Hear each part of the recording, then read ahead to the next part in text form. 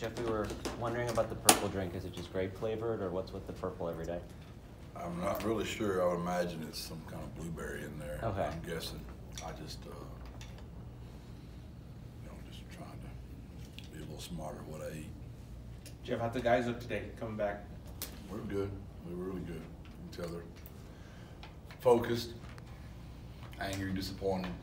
But told them I had good news and I had bad news. I mean, it's the fourth time I got to speak to them after conference. And only one time we've ever had a winning record going into conference. So, unfortunately, we're pretty good at being bad in non-conference, and we're pretty good at being good in conference. And we've got to be able to really evaluate ourselves as a coaching staff first, and as players next, and make the necessary adjustments to get going in Temple. How would you characterize the overall health of the team coming out of the open week here?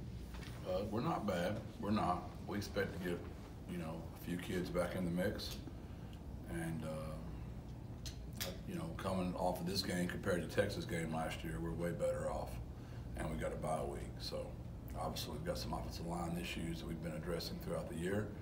But we should get, a couple of those guys back, which will help our depth. And maybe move some positions around. We'll see. Be getting JT back in the mix, at receiver. That'll be a big addition.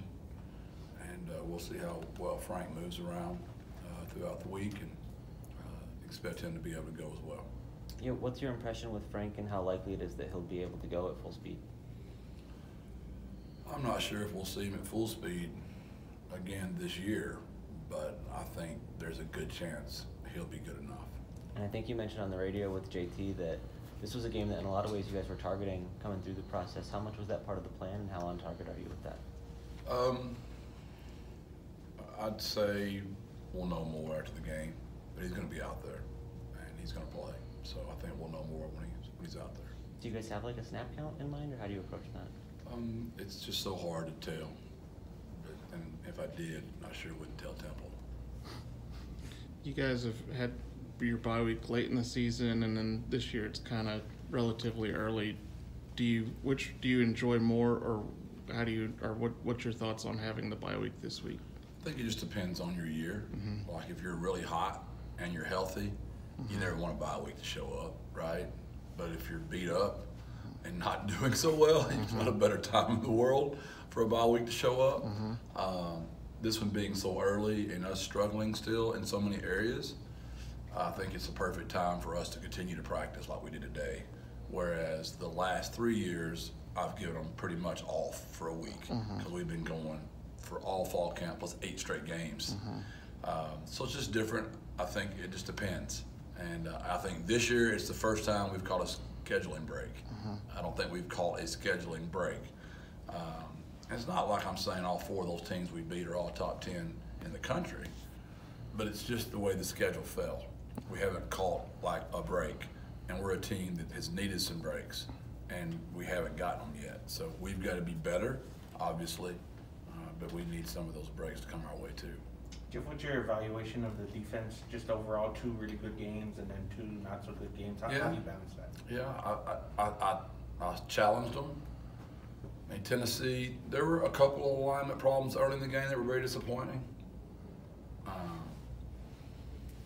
But that was the most unbelievable team we were going to play, I hope ever. But they were special. The Army game is the one now that 2 weeks in a row we've not been able to stop the run, and that's concerning. So when the season's over, we're going to be able to look back and go, was that an anomaly, or is that who we are? And it don't matter. Get better, and we got to get better. And then on the offensive side of the ball, it looked like the tide was starting to turn in week 2 before Frank went down. What do you guys got to do to just kick things up on that side of the ball? I think there are some good things there, but we got to reevaluate who our players are and do a better job of getting them the ball in certain areas. And we've got to get better, as a staff. I'm not making excuses, but it is what it is. He's our 3rd offensive coordinator in 3 years, and we adjust our whole staff.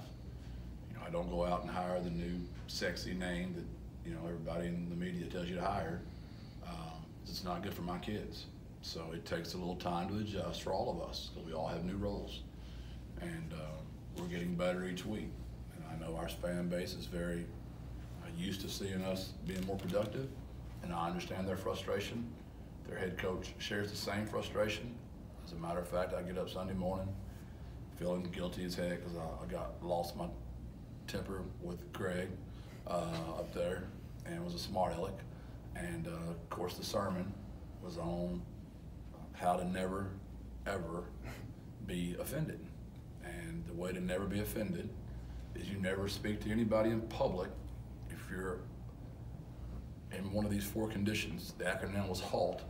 You should always halt before you speak in public.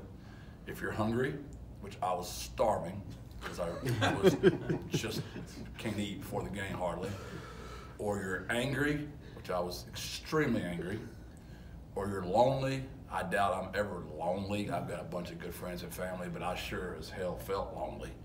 Or you're tired.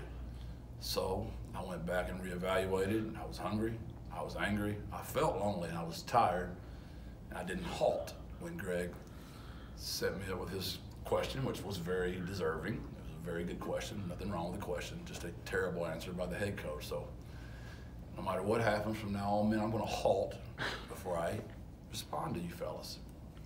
Jeff, on the offense. And why does that sermon have to show up? Right? I mean, Lord's timing, right? Yeah. Right at me. Jeff, on the offense, I know with all due respect to the guys that are here this season, a lot of people have been expecting like the record-setting offense from the last 2 seasons. There's some injuries there too as well. Is it just a different season this year? I think there's a lot of things, but you have to look at each week, each chapter of the book differently. I mean, go back and take off your fanboy and watch the Houston game, and you're going to see a lot of really good football out there. And you're going to see us have 3 turnovers and bog down the red zone. You're going to be like, what is that? Then the next week you're going to see us get going against Texas State, and then all of a sudden we get an injury. Kid comes out there and John Wayne's that sucker and gets us through the game, but you could just tell what that was. Game 3, we played really well on offense. We couldn't get the ball back. And then game 4, we a lot of 3 and outs, a lot of frustration. Like, we really thought first play of the game, and y'all probably thinking, what is that? But we really thought we could double team that one technique and bust on the inside zone. And that guy split our double team right in half. And that we just got whipped at the point of attack so many times. So, but it doesn't matter. We got to get better. We got to be better as a staff. We got to get our players the ball in space better. Is there anything that's particularly surprised you going through the non-conference season that you would say you learned about this team that you might not have expected?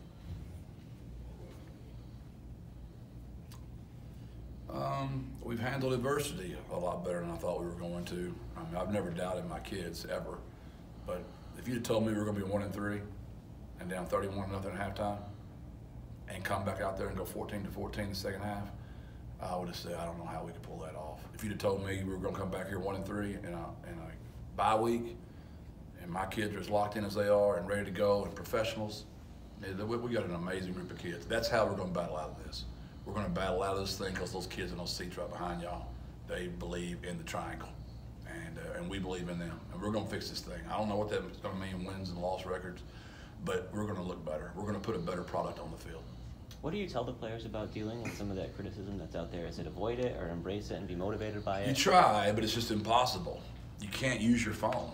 I mean, and I don't even, when people tag me those terrible messages, and your alerts come up, and you don't even look at it, but you just see it, like how stupid you are, how dumb you are. I mean, or 42 of your best friends send you Bible verses about don't listen to the criticism, you're not as bad as they say you are.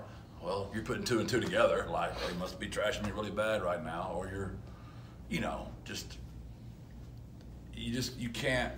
Like a while ago, the Charlie Daniels band came on to the radio, and that's one of my favorite songs. The Devil Went Down to Georgia, and I was singing every word of the song.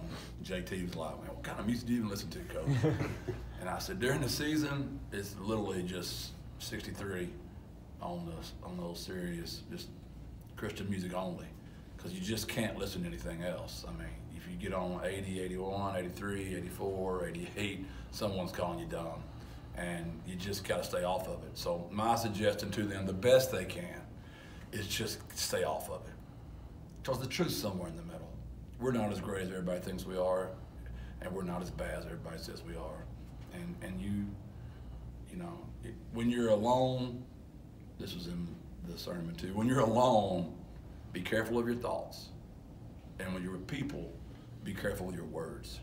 And my kids got to be careful with their thoughts when they're alone, if they start listening to all that stuff. Do you see the 1-3 record more as some of injuries and strength of competition and all that, or are there things that you target that you say we have to look at, can we make changes here? No, that's what that video is so great. If the world had to live like a football coach and a football team, the world would be a lot better place. I mean, because we're out there to be evaluated, and it's fair. And we put some bad stuff on video, but it's on video. So as a coach, you got to decide player, change the player, or change the scheme. I mean, you got to figure it out as a coach. There's no in between. That's what I'm hired to do, and we're gonna get that done. Are those any of those like drastic changes, or do you think it's pretty small things that you guys can fix up in a week or two? It's small. We're not far away. It's never as bad as you think. It's never as good. And it doesn't matter. We gotta get better. And all those things y'all are saying are all factor. But at the end of the day, nobody cares. I mean, you got a job to do, and we're gonna be evaluated on how many wins we have and how many losses we have at the end of the year. That's the facts of the matter. Jeff, I know it's early. There hasn't been a lot of conference games, but just what's your overall take on how strong this conference is looking early in the season? Hadn't looked. I hadn't looked up. I couldn't tell you one team's record it maybe in the country other than mine. And I just have only looked at us and Temple. And haven't looked up. Not going to. I'm going to stay. Only thing that matters to me, JJ, is the road runners. And that's where all my attention and time goes. I didn't even know the Cowboys lost until you told me. And the Saints I try to keep up with. But even then, I don't even know really. I heard they were up 17-0, and they didn't win, so I knew my son was going to be in a bad way. And that's tough when you blow a 17-0 lead. So I really don't know about the conference because it doesn't matter. Like I know the order of all of them. I can tell you that much, as far as who we play in order. But I don't know. Like I know my advanced scouts are on UAB, so I know we're got them next. But other than that, I really don't know. What does it matter? The only thing that matters is us and who we're fixing to play. So it does me no good to waste time worrying about things I cannot control. This Tennessee matchup was the first time you were critical of the offensive line play. Looking back, was it just a tough opponent, or were there some things that were missing in terms of what you guys did internally? There's a couple of protections we put them in I regret.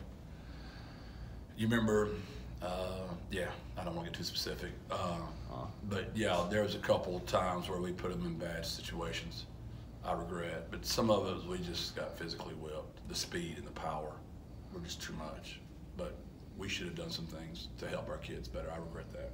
How's that group looking from a health standpoint? I know there's been depth issues early in the season there. We expect to get Ben Rios back. We expect to get Payne Bear back, and Mikal will still be a little bit away. Yeah. And Dan Dishman's not far, but I don't think he'll be ready. What about Buffalo? He's getting closer. Yeah. He's getting closer. He is, and excited for Buffalo. He's a great kid. Go ahead. I was going to say, in the long term there, do you see further shuffling there, or do you think it's going to be Ernesto at tackle and Luke at center? Luke played well. He was one of the highlights of the game. Luke and Ernesto both played well. Now, the very first play of the game, Luke didn't play well, and he regrets that. But Luke stepped up. That was one of the concerns we had going into the game, but we left feeling really good about Luke matching up against some really good people. It's the first time we just got, whipped, honestly. And out of our 4 games, we've been really good at running the football. And I think our backs ran hard. We just didn't get a lot of great chances. Jeff, the last 2 games we've seen extensive play from the backup quarterbacks. Is the silver lining that you've seen what you could see out of your backups? Does UTSA have a good future there? Yeah, I think that's probably one of the highlights is that we know we have 2 quarterbacks. We saw Eddie move the ball for 4 quarters against Army, and we saw Owen move the ball for 2 quarters against Tennessee. So we feel good about both those kids. I've been telling y'all that. I've always felt good about both those kids. Cool. Thank y'all.